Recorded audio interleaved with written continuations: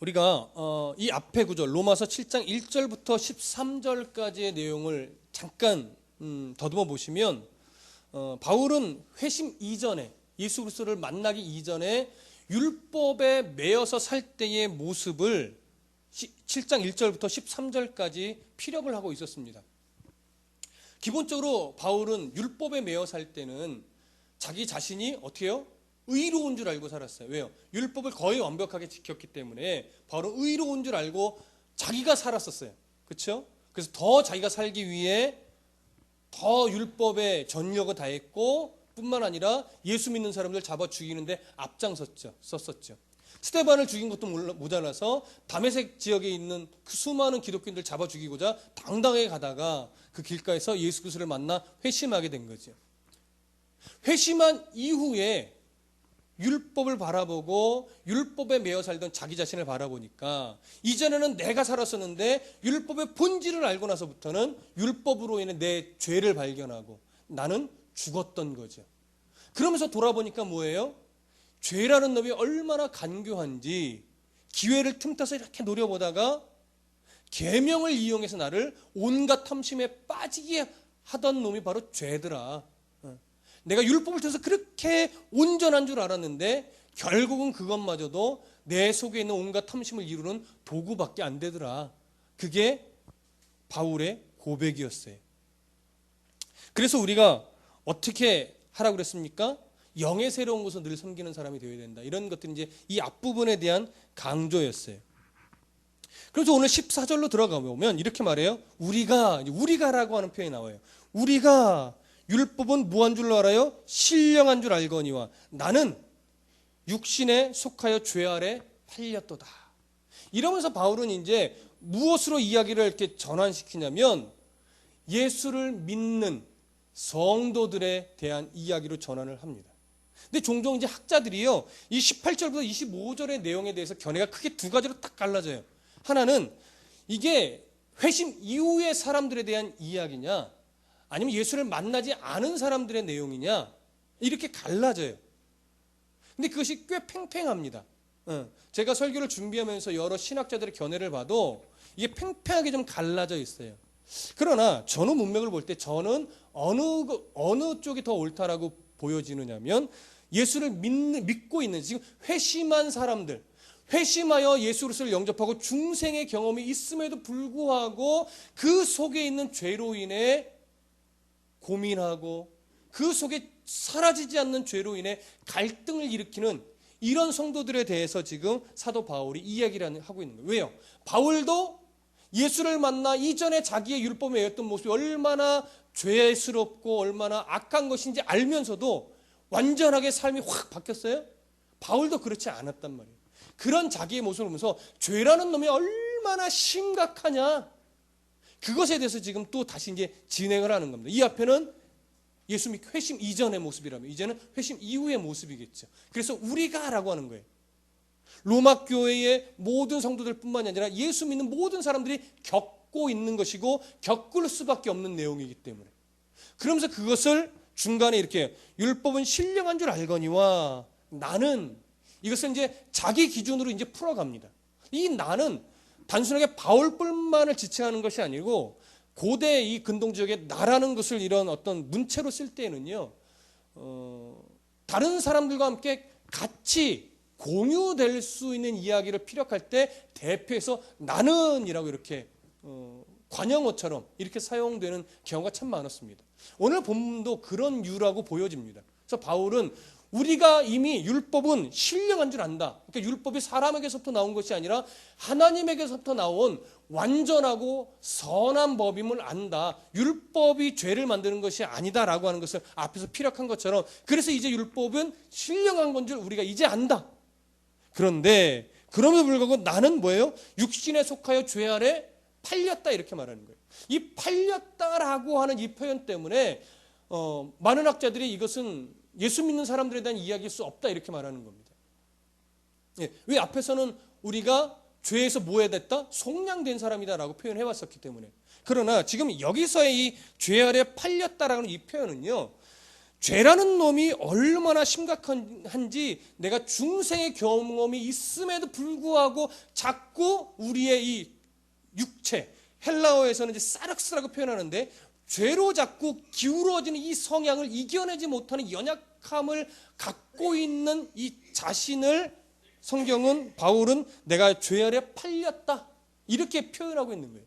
그래서 이것은 제가 볼 때는 여러 신학자들 견해도 동일하지만, 이것은 예수 믿고 회심한 이후에 있음에도 불구하고 자꾸 내 속에 있는 죄를 이겨내지 못하는 이런 연약함, 그것을 지금 드러내고 있는 것으로 분명하게 보여집니다. 자, 그래서 그렇게 고백을 하면서 15절 다 같이 한번 읽어보겠습니다. 시작. 내가 행하는 것을 알지 못하노니 곧 내가 원하는 것은 행하지 아니하고 도리어 미워하는 것을 행함이라. 자, 이 15절 9절을요 헬라 원문으로 보면 앞에 왜냐하면이라는 접속사가 있어요. 여기엔 좀 번역을 안 해놨는데, 왜냐하면 우리가 율법은 신령한 줄 알거니와 나는 육신에 속하여 죄 아래 팔렸다. 왜냐하면 내가 행하는 것을 내가 알지 못하기 때문이다. 이렇게 첫 번째 구절이 달라지는 겁니다. 내가 행하는 것을 내가 알지 못하기 때문이다. 근데 여기서 알지 못하다라고 하는 이 표현은요, 조금 더 정확하게 번역을 하면 내가 인정할 수 없기 때문이다. 내가 이해할 수 없기 때문이다. 이런 거예요. 근데 저는 이해할 수 없다라는 표현보다는 인정할 수 없다라는 표현이 더 정확한 것 같습니다. 크랜필드라고 하는 아주 유명한 로마서 신학자도 그렇게 표현했는데, 이 부분은 내가 행하는 것을 내가 인정하지 못하기 때문이다 이렇게 되는 거예요. 이 말의 의미가 뭐냐? 자, 저를 봐보세요. 바울이 회심 이전에는 율법의 어떤 열심인 자신을 바라보면서 나는 의롭다라고 여기면서 스스로를 하나님 앞에 인정했었잖아요. 많은 사람들도 자기를 인정해 주는 걸로 알고 하나님도 나를 인정하는 것으로 그는 이해하고 있었단 말이에요. 그렇죠? 그런데 회심하고 나서 율법의 본질을 알고 율법을 행하며 살아왔던 나 자신을 보니까 하나님 앞에서 인정받을 수 있는 게 하나라도 있어요? 없는 걸 발견한 거예요.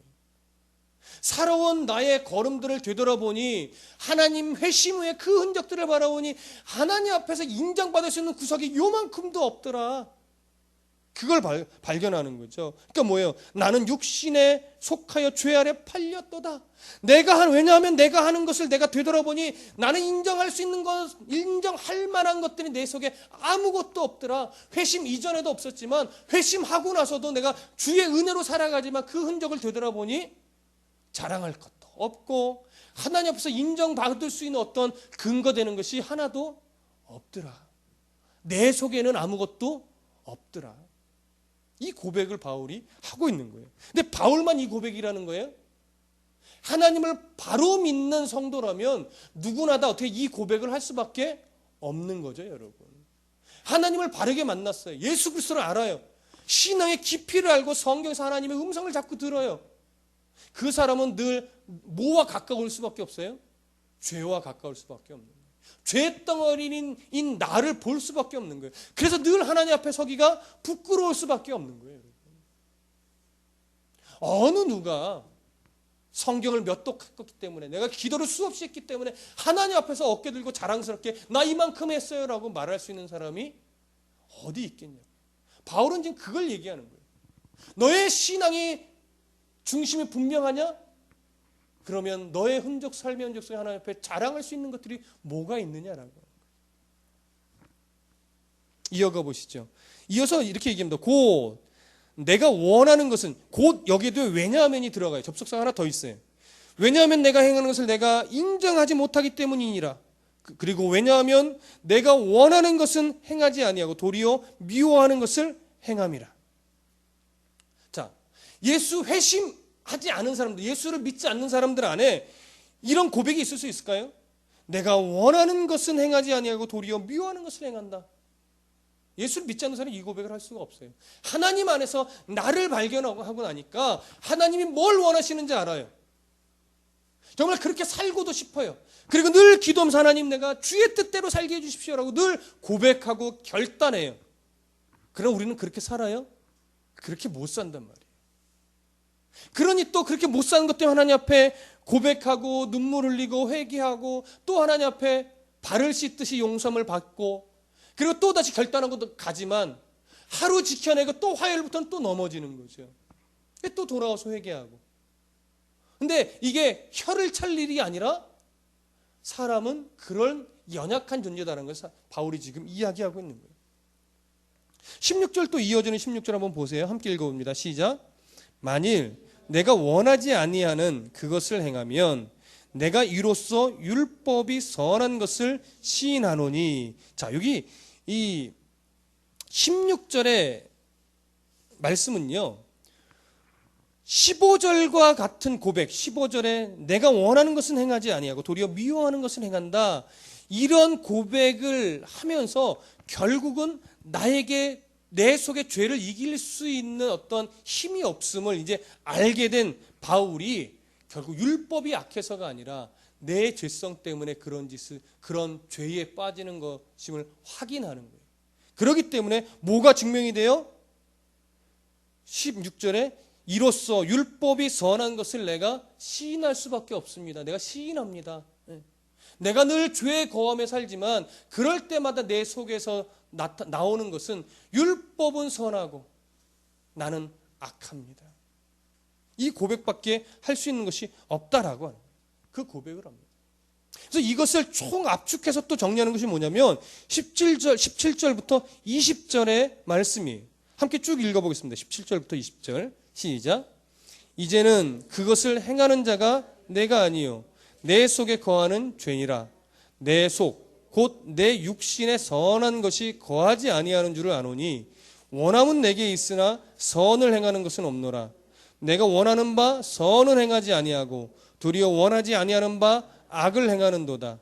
만일 내가 원하지 아니하는 그것을 하면 이를 행하는 자가 내가 아니요 내 속에 거하는 죄니라.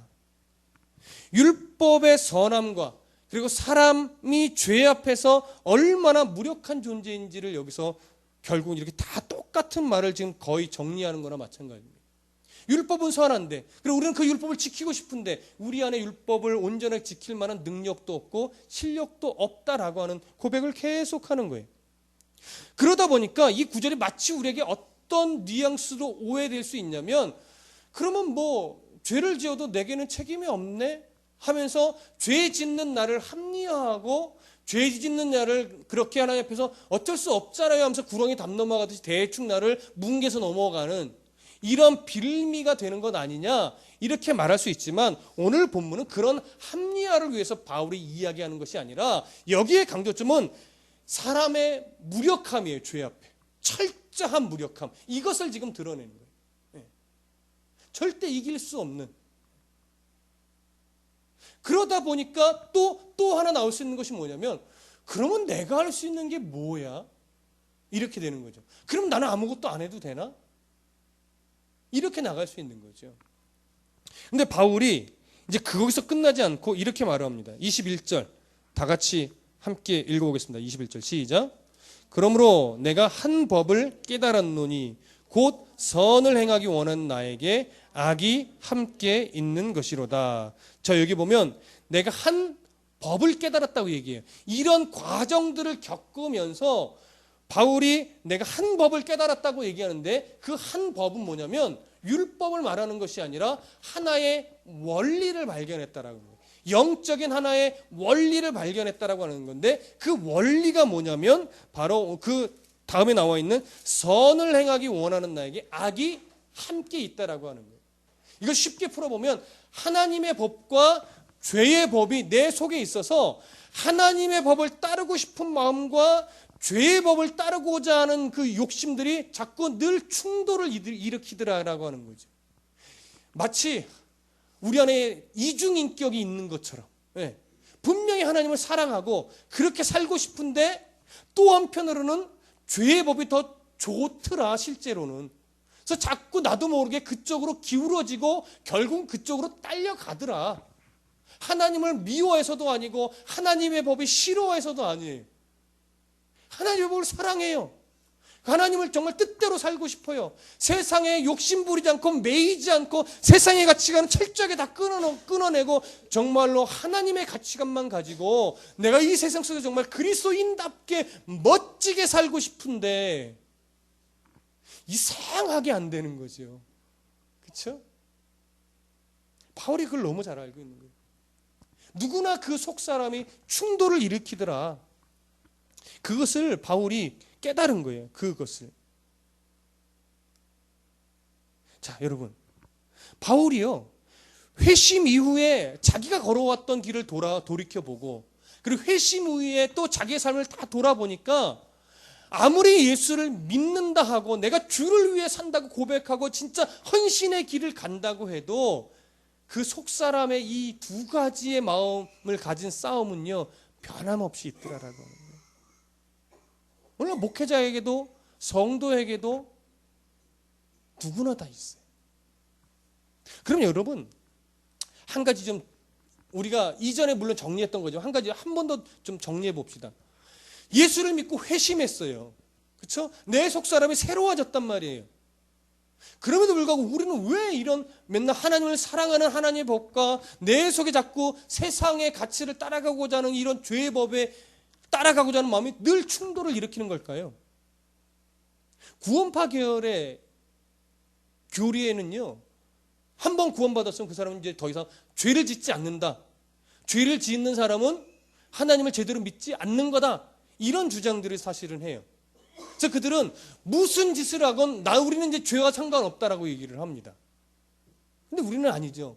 예수를 믿어도 우리는 늘 죄를 짓고 또 회개하고 마치 바보처럼 이렇게 자꾸 반복되는 죄 속에 빠진단 말이에요. 근데 왜 그럴 수밖에 없냐고요. 우리가 세례를 받을 때 예수 그리스도와 함께 십자가 뭐예요? 못 박혀 죽잖아요. 근데 거기서 죽었다라고 하는 것은 우리 안에 있는 죄의 본성이 죽은 걸까요? 그게 아니기 때문에 그래요. 죄의 본성은 남아있어요. 그러나 예수 그리스도 십자가에 함께 못 박혀 죽은 것은 우리의 죄의 종 노릇하는 신분이 거기에 못 박혀 죽은 거예요. 신분이. 우리의 죄의 종 노릇한 신분이 못 박혀 죽었기 때문에 우리에겐 뭐가 없어요? 더 이상 죄책이라는 게 없어요. 죄의 책임이라는 것을 더 이상 우리에게 묻지 않는다고. 왜? 신분이 죽어버렸으니까.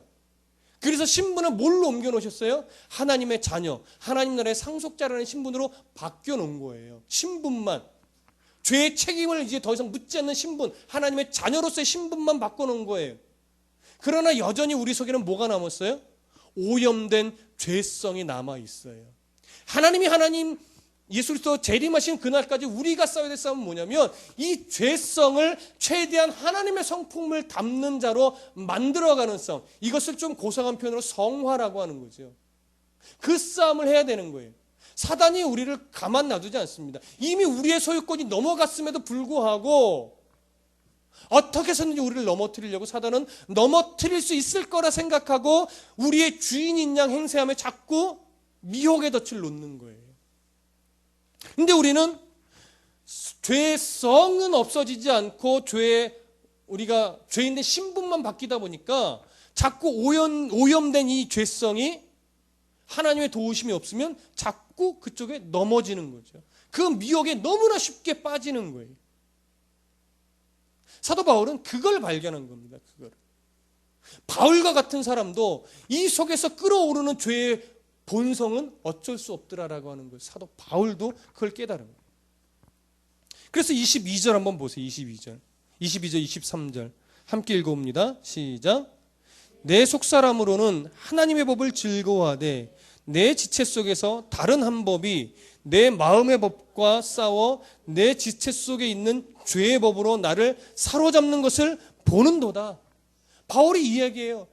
내가 하나님의 법을 사모하는데 그래서 그렇게 살고자 늘 결심하고 나를 쳐서 복종시키면서 그런 삶을 살아가고 있음에도 불구하고 내 지체 속에 죄의 법이 나를 유혹하는데 내가 거기에 질질 끌려가고 있는 내 모습을 내가 여지없이 보고 있더라라고 하는 거죠. 여지없이. 그래서 터져나오는 이 절규가 뭐예요? 24절인 거예요. 함께 읽어봅니다. 24절 시작. 오호라 나는 곤고한 사람이로다. 이 사망의 몸에서 누가 나를 건져내랴. 여러분, 우리의 속사람은 분명히 새 사람입니다. 죄의 종노릇하는 자가 아니라 의의 종노릇하는 새 사람이란 말이에요. 근데 의의 종노릇하는 새 사람이 된 이 성도가 정말로 하나님 앞에 바르게 살려고 애쓰다 보면 우리 안에 그래 이제는 됐어, 이 정도 하나님이 내 삶을 기뻐하실 거야, 이런 탄성이 늘 터져나오는 게 아니고요, 바울과 같은 24절에 오호라 나는 곤고한 사람이로다, 이 사망의 몸에서 누가 나를 건져내라, 이 탄성이 나오는 게 정상이라고 말하는 거예요. 여러분, 이게 변명이나 나를 합리화시키는 고백으로서의 내용이 아니라 정말로 하나님 안에서 나 자신을 보는 사람들은 죄에 대해 민감할 수밖에 없고 자꾸 죄성으로 기울어지는 내 마음을 아파할 수밖에 없기 때문에 정말 정직한 성도라면 바울처럼 이 고백을 뭐예요? 할 수밖에 없다라고 하는 거예요. 그래서 저번 시간에 제가 그 말씀 드렸어요. 우리는 율법으로 인해서 철저하게 나 자신에 대해서 뭐 해야 된다? 실망해야 된다. 성도인 나 자신, 하나님의 자녀로서 정말 바르게 살고자 하는 성도라면 철저하게 나 자신에 대해서 실망하고 좌절해야 돼. 이야, 내가 이거밖에 안 되는 존재구나. 야, 나 정말 하나님 사랑하는데 내 고작 요 수준밖에 안 되는 사람이구나, 내가. 이거를 철저하게 느끼고 깨지셔야 돼요. 물론 그렇게 내가 영적으로 실망하고 좌절하고 깨지는 것이 끝이라면 안 되죠. 그렇죠? 25절 보세요. 25절 정말 이상해요. 25절 함께 읽어봅니다. 시작. 우리 주 예수 그리스도로 말미암아 하나님께 감사하리로다. 그런즉 내 자신이 마음으로는 하나님의 법을, 육신으로는 죄의 법을 섬기노라. 자, 여러분, 상식적으로 이 구절을 24절과 25절을 다시 한번 읽어보세요. 24절 다음에 무슨 내용이 나와야지 맞을까? 그리고 어떻게 정리가 돼야지 이 상식적으로 문맥에 맞을까? 한번 요걸 생각하면서 읽어보세요. 24절, 25절 함께 다시 한번 시작. 오호라 나는 곤고한 사람이로다. 이 사망의 몸에서 누가 나를 건져내랴. 우리 주 예수 그리스도로 말미암아 하나님께 감사하리로다. 그런즉 내 자신이 마음으로는 하나님의 법을, 육신으로는 죄의 법을 섬기노라. 여러분, 이게 좀 자연스럽습니까? 내용이 이상해요. 절규를 했어요. 오라, 이 사망, 나는 공고한 사람, 나는 정말 지칠 대로 지쳤고 아무 능력이 없는 참 불쌍한 난 사람이다. 누가 이 사망에서 나를 좀 건져낼 수 있겠느냐? 아무도 없죠. 그렇죠? 이 사망에서 건져낼 수 있는 사람이 누가 있겠어요? 아무도 없죠. 그 무엇도 없죠. 이렇게 절규를 해놓고 갑자기 감사한대요. 우리 주 예수 그리스도로 말미암아 하나님께 감사한대요. 그럼 감사했으면 그러면 내가 이제 주로 인해서 은혜로 말미암아 더 잘 살겠습니까? 뭐 이게 나오든가. 갑자기 또 뭐라고 하냐면 그런즉 내 자신이 마음으로는 하나님의 법을 섬기는데 육신으로는 죄의 법을 여전히 섬기노라. 장난하는 것도 아니고. 여러분, 제가 무슨 말인지 이해되세요? 감사했으면 감사하여 더 내가 뭐 죽기까지 순종하겠습니다라든가, 내가 이제 죄의 법을 섬기지 않고자 더 부단히 싸우고 내가 하나님의 법을 섬기려고 더 힘을 쓰겠습니다라든가, 이런 뭔가 결단이 나오는 게 아니고 내가 하나님께 감사합니다. 그런즉 내 자신이 마음으로는 하나님의 법을 섬기지만 육신으로는 여전히 죄의 법을 섬길 겁니다. 뭐 이런 식의 뭔가 앞뒤가 맞지 않는 이상한 결론이 나오는 거예요. 갑자기 생뚱맞게 감사가 나오는 것도 좀 말이 안 되지만, 그러나 여러분, 이것은 어떻게 우리가 이해를 해야 되냐면, 보세요. 우리가 늘 터져나올 수밖에 없는 절기, 오호라 나는 곤고한 사람이로다. 이 사망의 몸에서 누가 나를 건져내랴? 라고 답이 없음을 던져놨어요. 그렇죠? 그러나 우리는 알아요. 답은 누구에게만 있어요? 예수 그리스도에게만 있는 걸 이제 우리는 알아요. 왜? 회심한 자들이니까. 그러나 회심하지 않은 자, 그리고 이제 막 회심했지만 아직 신앙의 깊이가 낮은 자들은 이 중요한 원리를 아직 모르는 거예요. 그러니까 성도 여러분, 여러분의 연약함, 여러분들의 실력 없음을 인정하시고 하나님 앞에서 철저하게 자신을 내려놓으십시오. 우리는 철저하게 무능력한 자들입니다. 그러나 실망하지 마십시오. 어떻게 해요? 8장 1절과 2절 다 같이 읽어보세요. 제가 읽어드릴게요. 그러므로 이제 예수 그리스도 안에 있는 자에게는 결코 뭐가 없어요? 정죄함이 없으니 이는 그리스도 예수 안에 있는 생명의 성령의 법이 죄와 사망의 법에서 너를 해방하였기 때문입니다. 이거죠. 자, 우리가 여전히 하나님의 법을 사랑하면서도 우리는 여전히 여지없이 죄의 법에 계속 넘어지고 그것이 좋다고 계속 붙들려고 하고 또 어느 날 말씀으로 땡 한 대 맞으면 정신 차리고 내가 왜 그랬을까? 내가 잘 살아야지. 그래놓고 또 한동안 살다 보면 어느 순간 나도 모르게 그냥 세상의 가치에 매여서 또 막 정신없이 하나님 잊어버리고 살다가 또 주일에 예배 말씀 듣고 혼나면 아이고 정신 차리지. 이게 반복이란 말이에요. 그렇죠? 고쳐지지가 않아요. 물론 다듬어지기는 해요. 전체 인생 속에서 우리는 분명히 조금씩은 성숙해져 가요. 그건 분명해요. 그러나 아무리 봐도 그 변화되는 수준은 너무 약하죠. 그렇죠? 그러면 우리는 다 나쁜 놈이고 아이고 이렇게 변하지도 않는 하나님이 버려야지 마땅하냐? 그렇지 않다라고 하는 거예요. 그것이 우리에게 실망을 주는 것이 아니라 우리가 부단히도 열심을 내고 부단히도 우리 자신을 은혜의 그 빛 아래에서 나 자신을 계속 고쳐가고 그 영적으로 싸워가고 끝까지 이 믿음의 경주를 포기할 수 없지만 그럼에도 불구하고 이겨내지 못하는 순간이 더 많더라도 우리가 실족하거나 넘어지지 않을 수 있는 이유는 그리스도 예수 안에 있는 우리에게 이제는 정죄함이 없기 때문에 그래요. 정죄함이 없다는 건 뭐예요? 너는 죄인이야 라고 우리에게 죄인으로서 넌 이제 죽으면 지옥의 인생이야 라고 판결을 내릴 수 있는 근거가 우리에게는 없다는 거예요. 보장된 거라는 거예요. 이것이 우리에게 뭘 줘요? 정말 안정감을 주는 거예요. 이것이 은혜예요. 내가 정말 주를 위해 살고 싶은데도 내게 이렇게 실력이 없음에도 불구하고 하나님이 내 죄인된 신분을 십자가에서 못 박혀 죽여버리시고 우리의 신분을 바꿔놓고 제 체계과 상관없는 나라를 만들어 놓으셨으니 이렇게 연약하지만 우리는 든든하다. 그것이 빌미가 되어 함부로 죄를 짓는 것은 잘못된 거죠. 하나님 가만 안 두시지요. 그럼에도 불구하고 우리가 연약한 것으로 인해 우리가 낙망하지 않을 수 있는 이유는 우리를 정죄할 수 있는 것이 이 땅 위에 아무것도 없다는 사실을 우리가 분명하게 알고 이제는 신뢰하기 때문이에요. 그래서 그런 어떠한 불안함이 없이 오늘도 우리는 죄와 싸울 수 있는 용기를 내고 때로는 죄와 싸워 이기는 흔적도 가끔 나타나고 넘어지더라도 다시 일어날 뭐예요? 힘이 거기서 생기는 거예요. 보세요. 2절.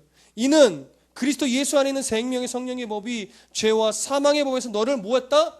해방했다. 이 해방은요 다시 가둘 수 없는 해방이에요. 그 누구도 다시 가둘 수 없는 해방이에요. 이 사실을 알기 때문에 하나님께 감사하는 거예요. 7장 25절에서 감사하면서도 어쩔 수 없는 고백하는 거예요. 내가 정말 하나님의 법을 사랑합니다. 그리고 그렇게 살려고 애쓸 겁니다. 그리고 애쓰고 있습니다. 근데 우리에게 실력이 없어서 여지없이 우리는 죄의 법을 섬기는 모습이 가득합니다. 근데도 내가 실망하고 좌절하지 않을 수 있는 것은 8장 1절과 2절과 같은 하나님의 은혜를 우리에게 확실하게 베풀어 주신 걸 이제 알고 신뢰하고 있기 때문입니다. 그래서 더 우리가 어떻게 해요?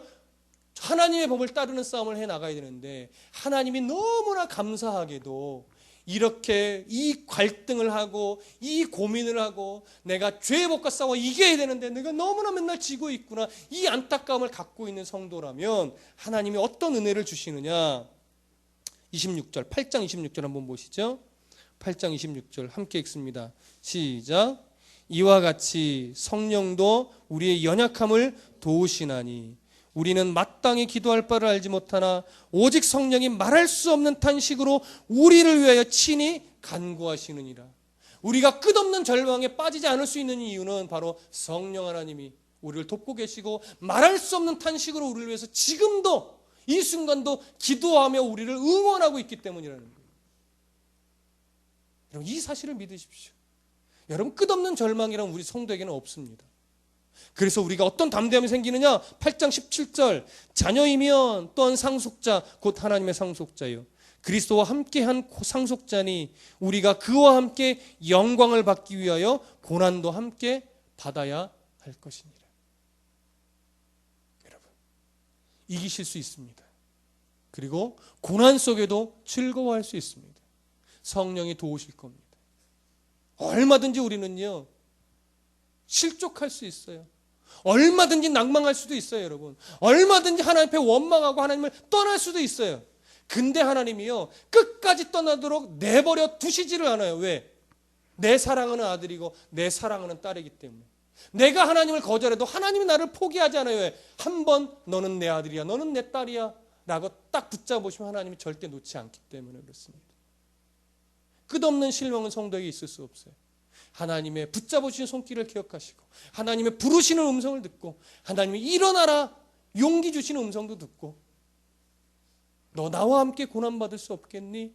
그 고난이 즐거울 수 있을 거예요. 하나님 나라의 가치가 내 안에 살아있으면 그 고난도 너에게 가벼워질 수 있을 거다. 용기를 내라. 나와 함께 고난받지. 내 고난을 네가 함께 하는 거야. 하나님 이 은혜를 주시는 거죠. 기뻐할 수 있습니다. 감사할 수 있습니다. 여전히 우리는 넘어질 겁니다. 넘어지는 것이 변명이 아니라 하나님 앞에 아이고 하나님 또 넘어졌어요. 하나님 이렇게 세워주세요. 또 일어나십니다. 일어날 용기가 이제 생기십니까? 하나님 앞에 간구하십시오. 하나님 여지없이 넘어지는 연약한 존재이지만 하나님 늘 일으켜 주셔서 감사합니다. 변함없이 일으켜 주십시오. 변함없이 넘어지지만 또 오늘도 싸우고 내일도 싸우고 늘 말씀 붙잡고 싸워내겠습니다. 이전보다는 더 성숙한 성도가 되게 도와주시옵소서. 이 은혜의 힘을 얻고 위로받으시는 성도가 되시기를 소원합니다. 기도하겠습니다.